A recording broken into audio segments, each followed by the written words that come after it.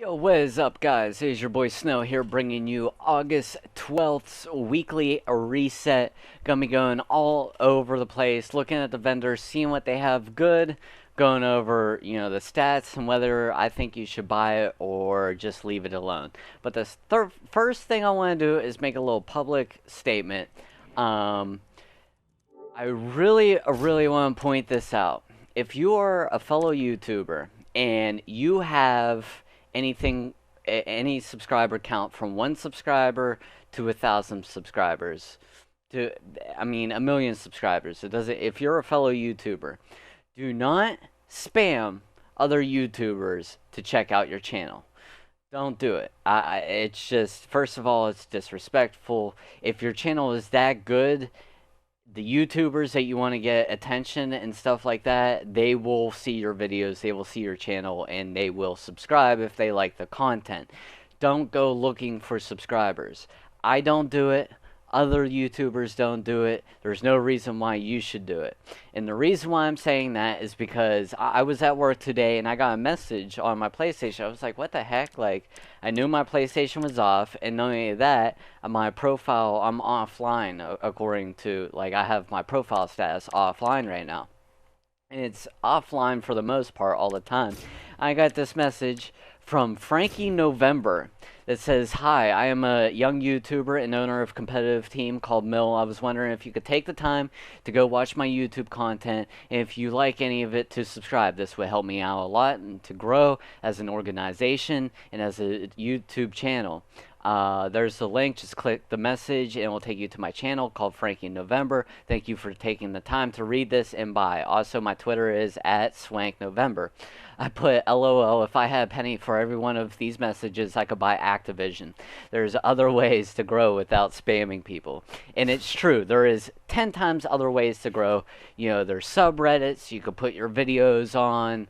There's, Twitter. You can advertise your YouTube channel and stuff. If I were to go into my YouTube channel and go under the spam comments, I have over 800 spammed comments that all have the keyword "subscribe to my," and that's the key word in, like, I guess YouTube, and whether it claims it's spam or not, is they all have the keyword "subscribe to my" or "check out my."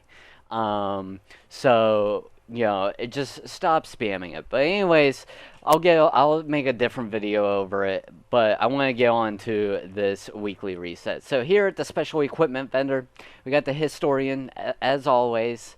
The M870, which with 101k damage, 75 rounds per minute, has destructive, stable, and restored on it. This is a pretty decent weapon. If you aren't in the 229 gear score bracket yet, I probably would recommend recalibrating, restored for something, or stable for something.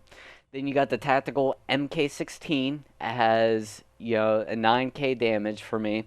Adapts, swift, and commanding. And then the tactical Super 90 SBS with sustained, commanding, and deadly on it. Really, the only gun that I recommend here is the M870. Everything else is the same, as you can see. So let's go off to the weapons vendor, or the vendor down below here. Alright, we're down below here, the special equipment vendor.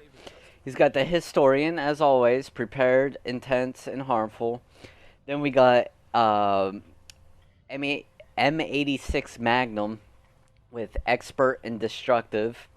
Then we got the Police M4 with dominant, self-preserved, and fierce.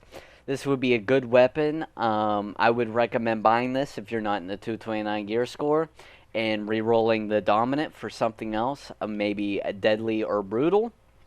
Critical hit chance is increased by 8.5% when using this weapon. So, if you do deadly, then, you're going to be pumping out some damage with this weapon. And then you got the M1911 with expert and vicious on it.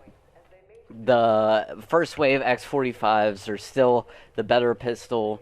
It's going to be the better pistol throughout, the rest of the game probably. So that's really it. The only thing I recommend here really is the police M4. So we'll go ahead and go to the underground weapons vendor. Alright, we're here again after sitting 30 minutes on the loading screen, and we got at the underground vendor, we got a military G36 229 gear score. You must be underground rank 40 with destructive, fierce, and focused.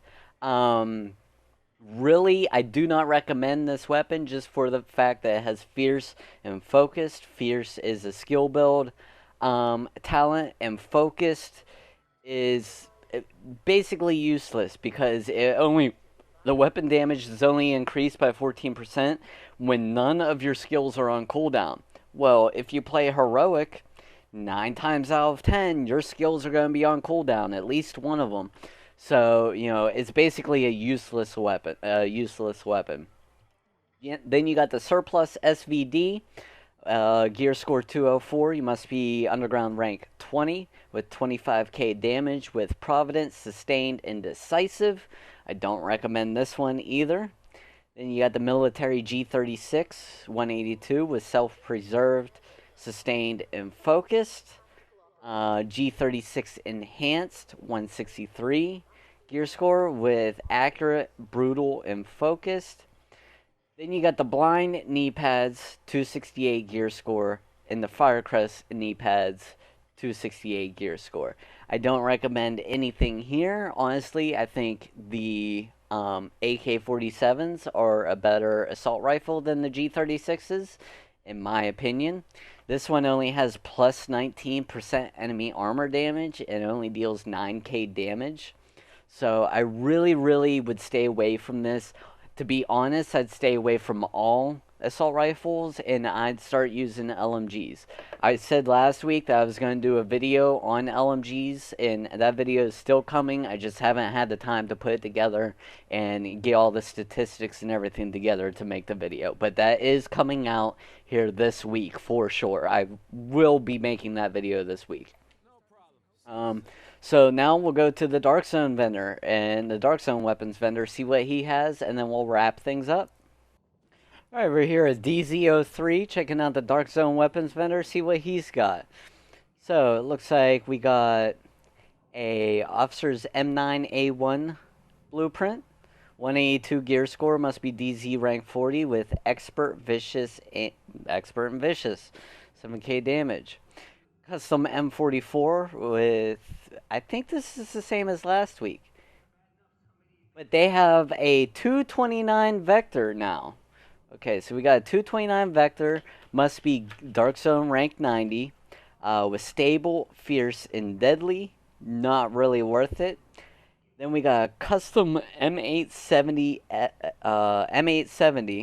MCS with 96.8k damage, predatory, destructive, and meticulous.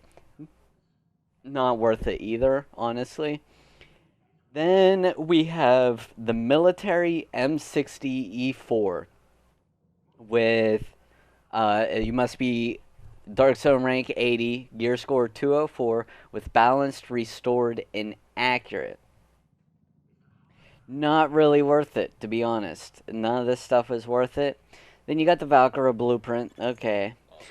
The MP5 ST blueprint. Apparently, they're supposed to be buffing the MP5s soon. So, as of right now, I wouldn't buy it because they don't deal that much damage. But they're trying to bring them up to the MP7s, the Vectors, and the AUGs. So, this might be worth it in the future, but as of right now, it's not. It's under your discretion where you want to buy it. Put it in your freaking blueprints as a just in case, or just skip over it, maybe farm one and just hold on to it until that buff comes out. We got a first wave Vector 45 ACP. Honestly, the Vectors aren't the best submachine guns, like I said.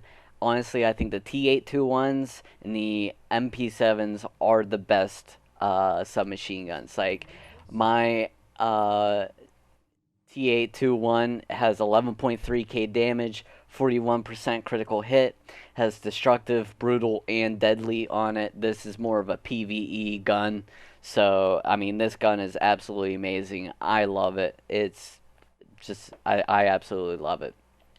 Um, but yeah, that's really it for this video, guys. If you like the video, go ahead and give it a thumbs up, comment, subscribe, and I will see you guys in the next one.